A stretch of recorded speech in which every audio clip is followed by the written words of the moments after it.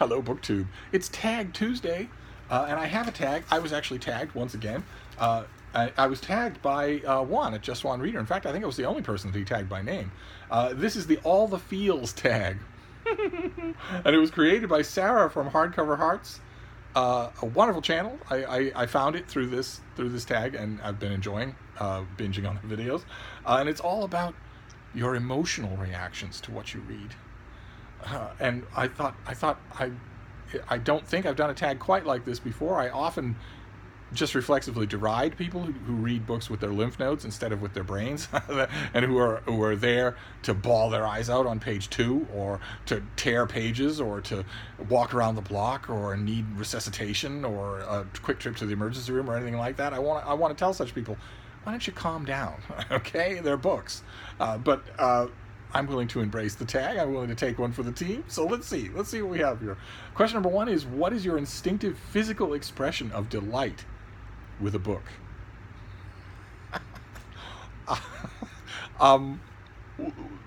Nowadays, my instinctive expression of physical delight with a book is to turn on the camera and enthuse about it to you. But on my own, I'd be willing to bet that I read books without any facial expressions of any kind. Now, I don't know what other physical expressions could be on the table here. It can't be passing wind, because at my age I do that all the time, whether I'm happy or not, whether I'm having an emotional reaction or not. So I think we're probably talking about facial expressions here. I kind of hope we are, and I'd be willing to bet that if you turned the camera on me while I'm reading, you wouldn't be able to tell from my face whether I was enjoying it or not. That comes later, as you're going to see in this tag. That comes later. Question number 2, has there ever been a specific meal or food passage in a book that was memorable to you? Quite a few. It's an authorial favorite, but the one that's on my mind, because in July, I'm doing a read-along with a whole bunch of other great booktubers of Dune by Frank Herbert. And one of the signature scenes in the first part of that book is a meal, a banquet, the banquet scene. If you simply mention that to Dune fans, they'll know immediately what you're talking about. And it's masterfully done. A million years ago, when the publisher decided to do bits and pieces of Dune on an audio cassette, a 2-sided audio cassette, not the audiobook of the whole of Dune, but rather just bits and pieces, scenes, passages, poems, sayings, fear is the mind killer, all that sort of thing. Frank Herbert actually reads for that audio cassette the banquet scene that I'm talking about, and he does a really good job. But boy, oh boy, I just reread it because I'm rereading Dune for the 80 billionth time in order to do this read along, and it really holds up. It is a masterpiece of changing your point of view, your narrative point of view all throughout. It's not told from one person's perspective. Instead, the perspective shifts beautifully throughout the meal, and really conveys a lot of information. It really does. It's I always use it as an example. There are a handful of examples in science fiction and fantasy that I like to revert to, where a huge amount of exposition is conveyed in a very artful way, so that it doesn't feel like it's just an info dump. And the banquet scene in Dune is one of them. Also, the Council of Elrond in Lord of the Rings. So I'm gonna use that because that's on my mind. Question number 3: what was the first or most intense memory of seeing a scene or passage clearly that you have from a book? And I came to reading late, so a lot of you, for the answer to this question, is going to be children's books. But I came to reading late, and I started with the Greek and Roman classics. And the scene that I'm thinking of is from the Iliad. It's the Greek warrior Diomedes is in pitched battle, spears flying everywhere, dust choking out the sun, on the hot plains of Troy, when he encounters a man named Glaucus, who is basically an old family friend. Their families have been friendly for a long time, and as they're going through the ritual exchanging of biographical information, so that highborn warriors know who it is they're killing. They know how much honor they're getting one way or another. When they exchange that information, they suddenly realize that they ought to be friends and not enemies, and they decide right there in the midst of battle to stop fighting and exchange armor as a token of friendship. And there are all sorts of sarcastic commentaries because one set of armor is worth much more than the other. But I remember picturing that scene and thinking, this was a very long time ago, but thinking, wow, literature can do that. Literature can give you a moment like that. It can open up a moment like that where one would not occur, and make it mean something. Make it not only believable but powerful. I loved it, and that's one of the first memories I can think of where I realized what literature could do when it could do something like that. Question number 4: when was the last time that you slammed a book shut or threw it out of disgust or frustration? It would have been a long time ago for me, because I have a better means of expressing my frustration than that.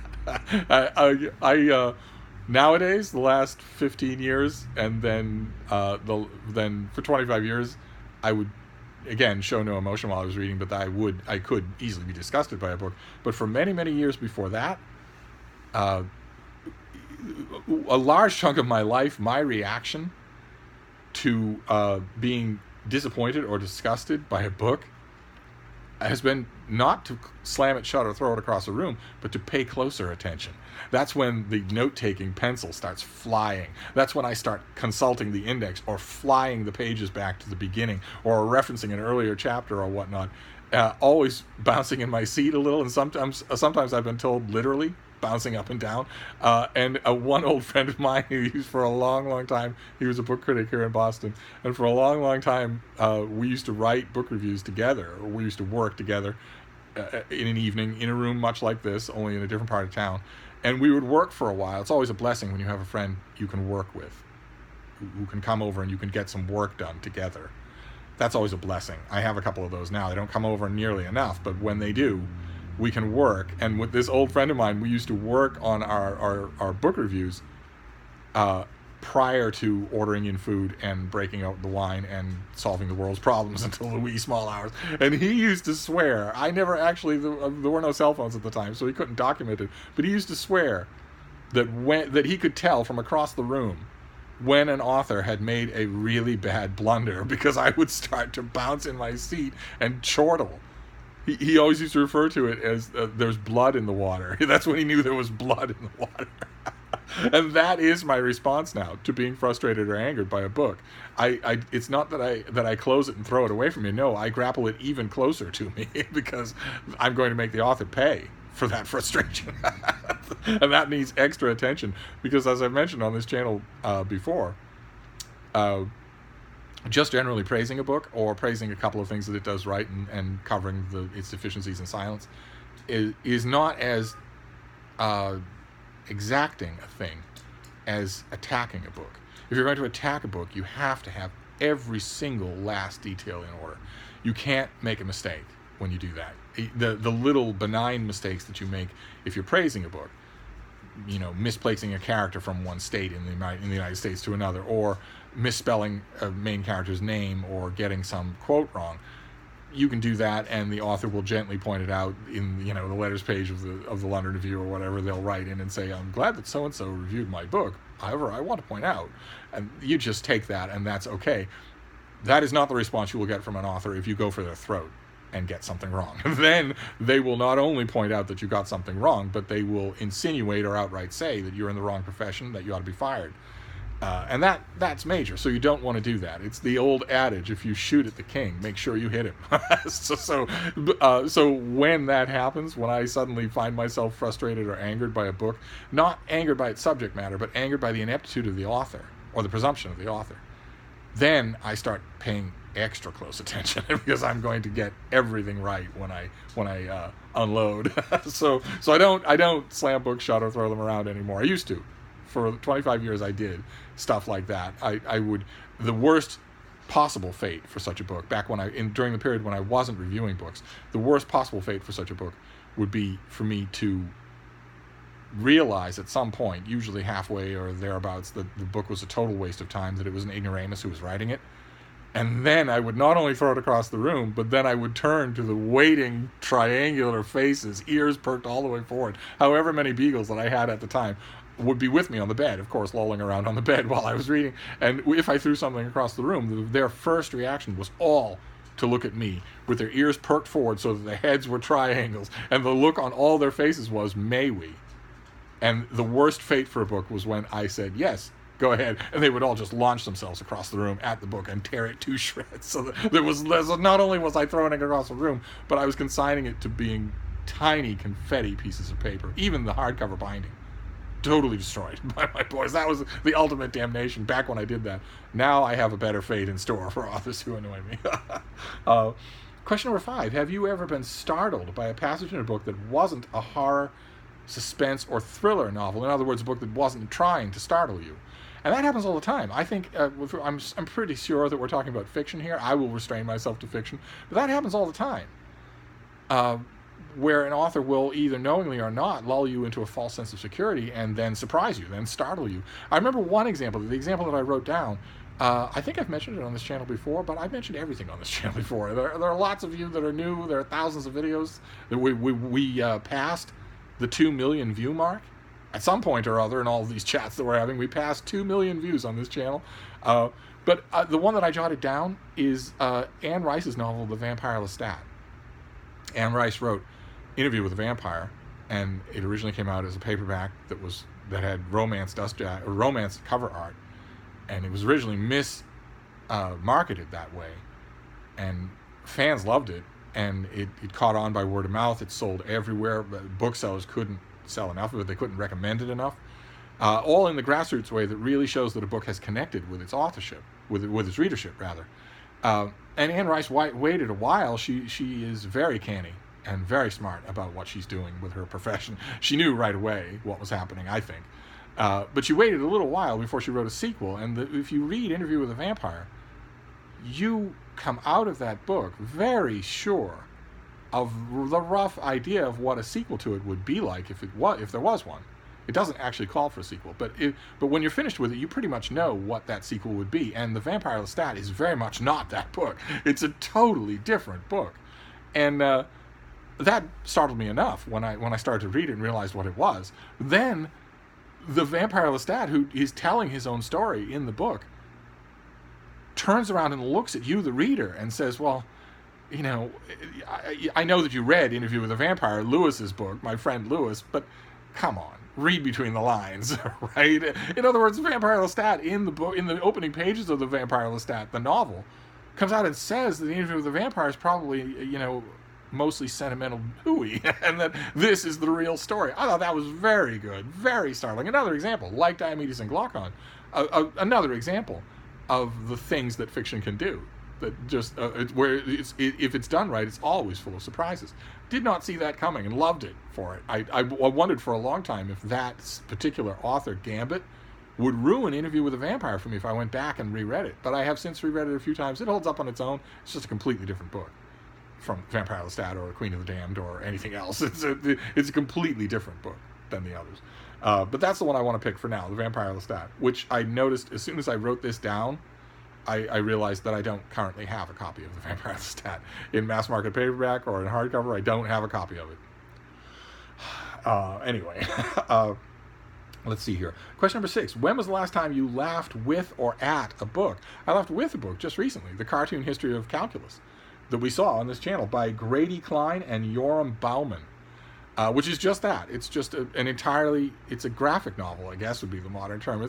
It's all illustrated. It's not just full of illustrations. It's all illustrated. It's an illustrated history of calculus and an illustrated cartoon explanation of calculus, how it works, what the terms are, and it just builds in complexity the whole time. But it was entertaining the whole time. It very quickly, I'd say probably 2 pages, it had me right along with it. Then it exceeded my ability to comprehend math of any kind. It exceeded very shortly, but I read happily to the end because the authors are having such a fun time that I was having such a fun time. I was just laughing the whole time. That would be a new book. Of course, the most recent book, just in chronological terms, that I laughed with was the Hokanson Festival, that big collection of Helen Hokanson artwork that I got at the Brattle just the other day. That was a delight. Just an absolute delight. I love New Yorker cartoons. I especially love hers, so that was a delight. Question number 7. What book made you feel expansive?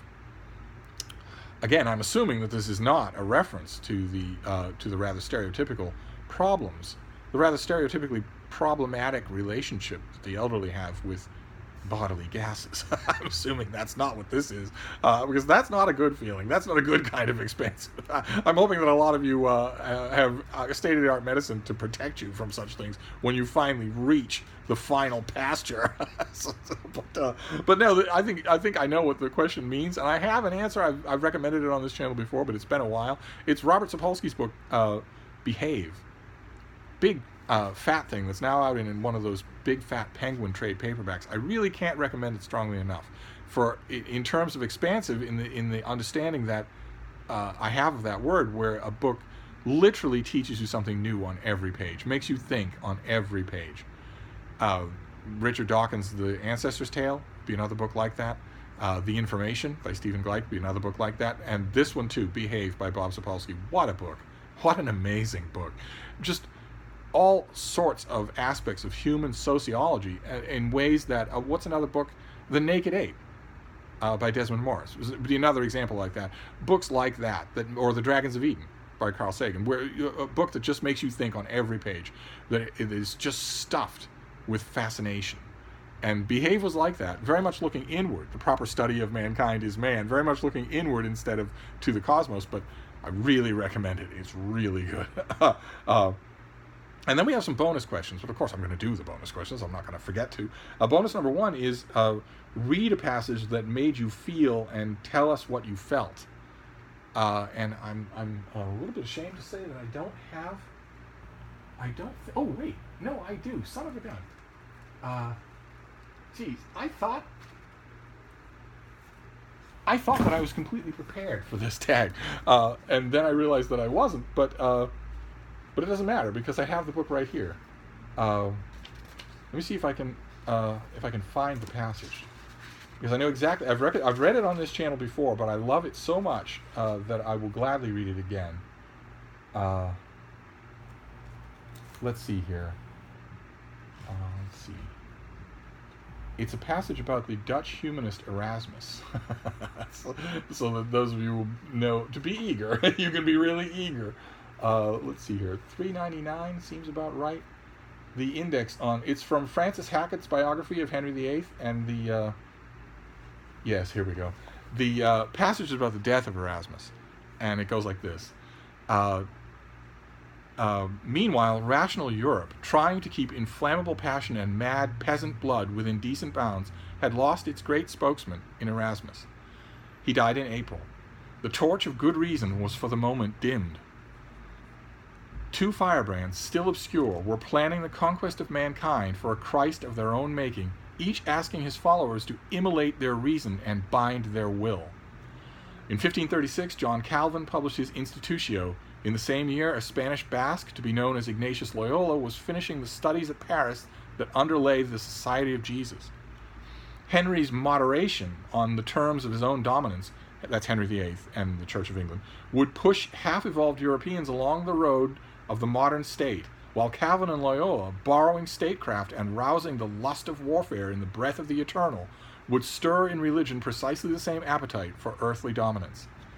Beside them, Erasmus might seem a feeble creature, sitting by his open fire with a glass of Burgundy in front of him. But Erasmus had made the New Testament his labor of love. He was not a hero, like Loyola or Calvin. He was not an emperor, as Henry now called himself. He was only a humanist. Beside him, the Jesuits affirming liberty and vowing obedience, or the Calvinists affirming predestination and applying the scourge, recalled very ancient priesthoods and glorious savage instincts that cry from the caverns to be released, even if they must carry a Bible in their hand. Yet the Galilean Jew could not have despised the humanist. If he had rested by the fire with Erasmus, this book of the New Testament on his knees and a glass of Burgundy before him, perhaps he might have raised those sad eyes to see that truth and charity had lingered for an instant at Basel, finding an honest welcome there, and that the Word was still alive, and that the arm of the law and the methods of torture, to which his own thin hands bore witness, were perhaps not the only ways to prize the divinity in man. And the thing, I love that quote, of course, and the thing that I felt about it, and I felt about it every time that I've read it, is that it manages to do a better job of conveying the importance and nature of Erasmus than many multi-volume biographies that I have read about the man. It's gorgeous. So that's the quote that I want to use. And that was bonus question number 1. I'm glad I had it nearby. If I'd been in the little book room, it would have been God knows where. And then bonus question number 2, what was a specific sense memory that a book evoked?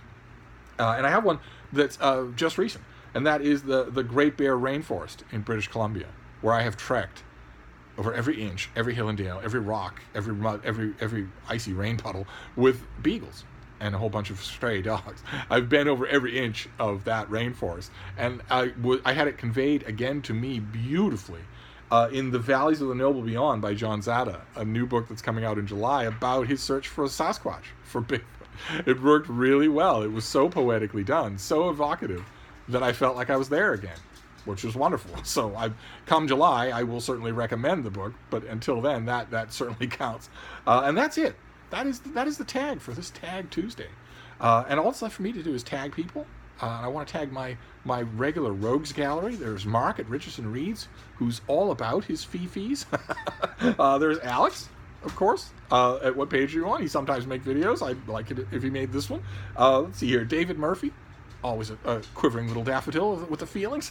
Adam at Memento Mori. He's making videos. Can't he make a tag? Why not? At least to try. Richard Reads has returned to BookTube with even more of his dude bro beard than he had when he last left. It's like you look at his video, he's got a little face up here, and then all the rest of the video is beard. And of course, Britta. What would a tag be without tagging Britta? We must all tag Britta all day long for all the tags. And that's it. That is the All the Feels tag for Tag Tuesday. I'll wrap this up for now. This has gone long as usual, but I will be back. Thank you, BookTube.